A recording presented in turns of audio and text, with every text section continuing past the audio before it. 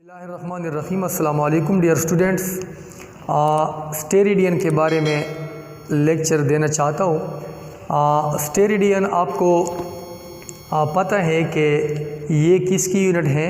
Solid angle की unit है। तो स्टेरिडियन से पहले आपको सॉलिड एंगल का जानना ज़रूरी है कि सॉलिड एंगल कौन सी एंगल होती हैं या किस तरह बनती हैं। तो प्रीवियस लेक्चर में मैंने बताया था, आप आई का आइकन क्लिक करें तो प्रीवियस लेक्चर आपको पता चलेगा, ठीक है। तो उसमें मैंने बताया था कि सॉलिड एंगल जो है वो किस में बनता है? वो स्फीयर में बनता है। जो प्लेन एंगल था वो किस में बना था? वो सर्कल में बना था, ठीक है। सर्कल का जो सेंटर था उस पे जो एंगल बनता था उसको हमने नाम दिया था प्लेन एंगल, और उसके लिए यूनिट हमने इस्तेमाल किया था रेडियन, डिग्री, रिवॉल्यूशन, ठीक है। लेकिन रेडियन उसकी SI यूनिट थी। यहाँ पे स्टेरिडियन जो है ये किसकी यूनिट है? ये सॉलिड एंगल की यूनिट है। सॉलिड एंगल की जो मेजरमेंट है वो हम स्टेरिडियन में करते हैं। लेकिन स्टेरिडियन तो सॉलिड एंगल के लिए इस्तेमाल होती है, लेकिन सॉलिड एंगल कैसे बनती हैं देखिए। फ़र्ज़ करिए हमारे पास स्फीयर है, ठीक है। ये क्या है? ये स्फीयर है। स्फीयर बिल्कुल फुटबॉल जो है ये स्फीयर शेप में है, ठीक है। फुटबॉल ये स्फीयर शेप है। तरबूज जो है ये भी स्फीयर शेप है। तो ये स्फीयर की क्या है? सेंटर है। तो आपको पता है कि इसकी रेडियस जो है वो कांस्टेंट है। स्फीयर की रेडियस ये भी कांस्टेंट है, और वो सर्कल जो था उसमें जो रेडियस था वो भी कांस्टेंट था, ठीक है। यहाँ पे स्फीयर की जो रेडियस है वो कांस्टेंट है। लेकिन ये नोट करें आप, वहाँ पे ये सर्कल है, ठीक है। ये सर्कल है। सर्कल के साथ जो एंगल बनता था जिसको हमने नाम दिया था प्लेन एंगल, वो इस आर्क से बनता था। देखिए इस आर्क से, आर्क को हमने नाम दिया था AB या बाद में नाम दिया था S। तो ये AB आर्क से या S आर्क से यहाँ पे एंगल बनता था, तो उस एंगल को हमने नाम दिया था थीटा, और ये प्लेन एंगल था, ठीक है। तो ये आर्क की वजह से बनता था। यहाँ पे आर्क नहीं होता, यहाँ पे स्फीयर है, ठीक है। सारा सरफेस जो है वो बंद है। फुटबॉल का जो शक्ल है, फुटबॉल की शेप, वो आप जहन में लाए, कंसीडर करें फुटबॉल बिल्कुल स्फीयर है। तो यहाँ पे एक सर्कल हम लेते हैं फुटबॉल में। क्या लेते हैं? एक सर्कल लेते हैं फुटबॉल में, ठीक है, या स्फीयर में एक सर्कल लेते हैं। तो सर्कल से सेंटर की तरफ जाए, लेकिन किस तरह जाए? कोन की शक्ल में जाए। कोन तो आपको मैं अलग बनाता हूँ। ये फ़र्ज़ करें सर्कल है, ये कोन बन गया। तो इस शक्ल में आप जाए सेंटर की तरफ। देखिए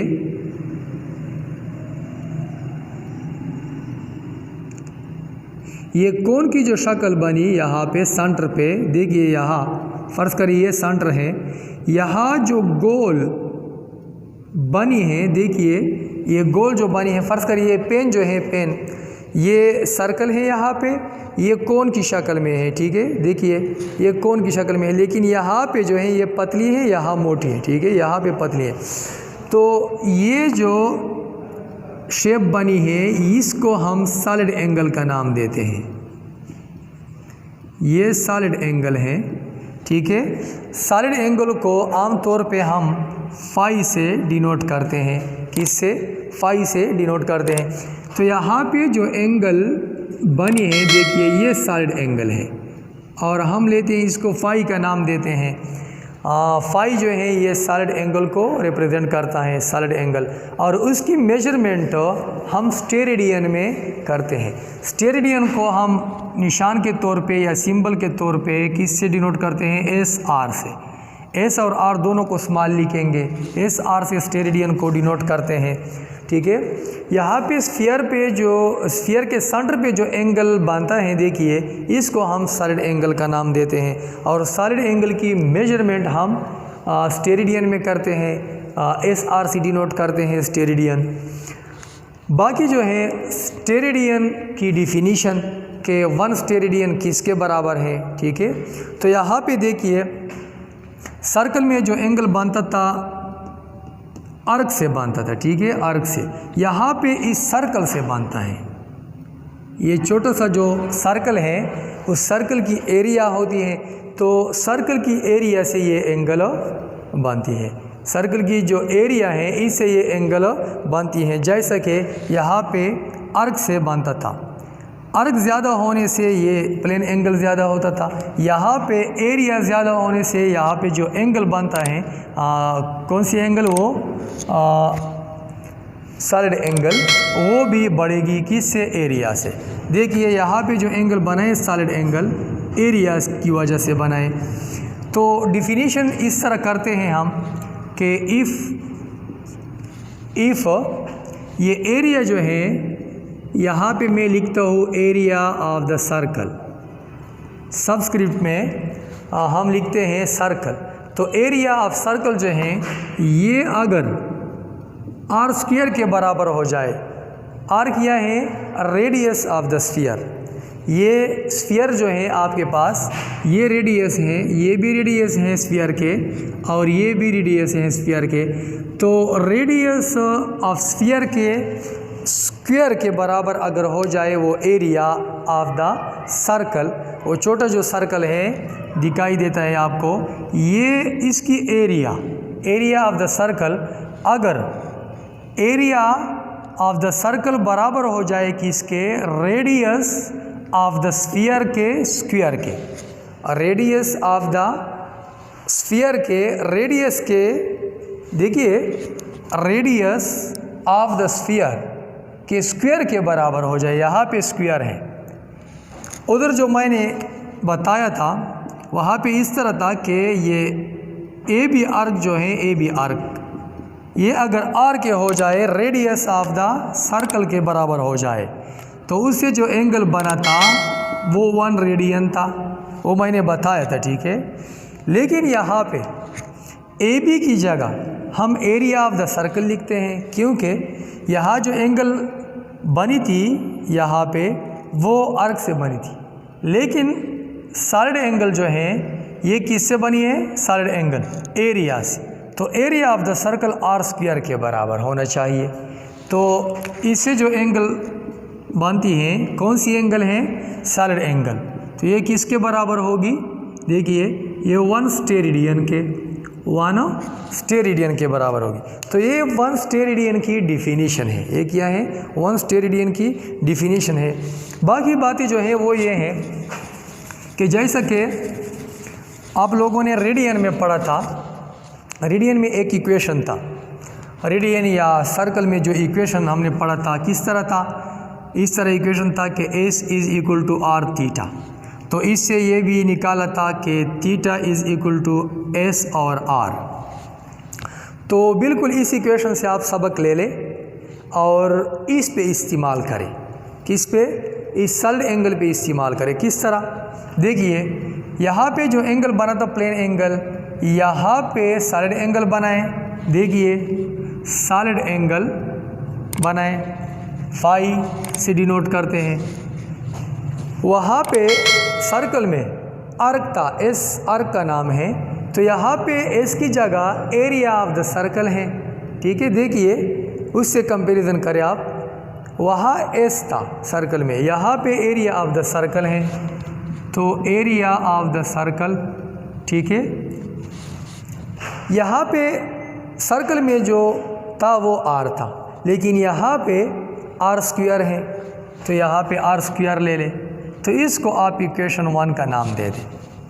तो आप पहले डिफिनीशन इस्तेमाल करें इस इक्वेशन पे, बाद में मैं बताता हूँ। डिफिनीशन इस्तेमाल करें आप, if area of the circle जो है, एरिया ऑफ द सर्कल ये अगर आर स्क्वायर के बराबर हो जाए, तो देखता हूँ कि क्या आता है, देन इक्वेशन 1 जो है इस तरह बनता है। देखिए एरिया ऑफ द सर्कल की जगह आर स्क्वायर, नीचे तो आर स्क्वायर पहले से है, तो इससे आता है 1, ठीक है, आर स्क्वायर कैंसिल 1 आता है, तो 1 के साथ यूनिट स्टेरेडियन लिखते हैं। तो इससे 1 स्टेरेडियन की प्रूफ का पता चला कि 1 स्टेरेडियन कब होगी, जब area of the circle R square के बराबर हो जाए। ठीक है, इधर देखिए एक सवाल ये भी आता है, एमसीक्यू के तौर पे आता है कि फॉर द होल स्फीयर, जैसा कि पहले बताया था कि for the whole circle plane angle किसके बराबर है, यहाँ पे for the whole sphere solid angle किसके बराबर होगी। ठीक है, सॉलिड एंगल किसके बराबर होगी, तो बिल्कुल ये इक्वेशन इस्तेमाल करें, लेकिन फॉर द होल स्फीयर के लिए। ठीक है, फॉर द होल स्फीयर के लिए इक्वेशन आपके पास ये है। ठीक है, देखिए एरिया ऑफ द सर्कल नीचे आर स्क्वायर है, ये इक्वेशन 1 है। तो देखिए यहाँ पे for the whole sphere if ये एरिया ऑफ द सर्कल जो है ये अगर बराबर हो जाए एरिया ऑफ द स्फीयर के, मतलब ये है कि ये सारी जो स्फीयर हैं इससे अगर हम सर्कल बनाए, ठीक है, तो इससे सॉलिड एंगल कितनी बनती है। तो ये एमसीक्यूज के तौर पे आता है सवाल। तो if area of the circle area of sphere के बराबर हो जाए तो पुट करें इक्वेशन 1 में। इक्वेशन 1 से क्या बनता है, देखिए एरिया ऑफ द सर्कल की जगह आप पुट करें एरिया ऑफ स्फीयर, नीचे तो आर स्क्वायर है। तो एरिया ऑफ स्फीयर आपको पता है कि एरिया ऑफ स्फीयर का फार्मूला क्या है, या एरिया ऑफ स्फीयर किसके बराबर है। तो आपको पता है कि एरिया ऑफ स्फीयर का जो फार्मूला है वो है 4 pi R square. 4 pi R square ये एरिया ऑफ स्फीयर का फार्मूला है। सर्कल का जो फार्मूला है एरिया ऑफ सर्कल वो है पाई आर स्क्वायर, लेकिन यहाँ पे स्फीयर है, सारा स्फीयर जो है इससे सर्कल बना है। ठीक है, तो पुट करें 4 पाई आर स्क्वायर, नीचे आर स्क्वायर है, तो आर स्क्वायर कैंसल, इससे आता है 4 पाई। ठीक है, तो यहाँ पे यूनिट लिखे स्टेरेडियन। तो इससे पता चला कि फॉर द होल स्फीयर जो सॉलिड एंगल बनती है वो कितनी होगी, 4 पाई स्टेरेडियन। तो ये 2 एमसीक्यूज आप नोट करें, रेडियन पे और स्टेरेडियन पे। For the whole circle plane angle जो बनती थी वो 2 पाई रेडियन थी, 2 पाई रेडियन। यहाँ पे फॉर द होल स्फीयर जो एंगल बनती है सॉलिड एंगल वो किया है 4 पाई स्टेरेडियन। तो इस पे सवाल इस तरह भी आ सकते हैं कि डिफ्रेंशिएट बिटवीन रेडियन और स्टेरेडियन जो है इसमें फ़र्क आप वाज़ेह करें। तो आप प्रीवियस लेक्चर रेडियन की और ये स्टेरेडियन की लेक्चर दोनों आप सीखेंगे, इससे आपको पता चलेगा कि इसमें फ़र्क क्या है। ठीक है, थैंक यू।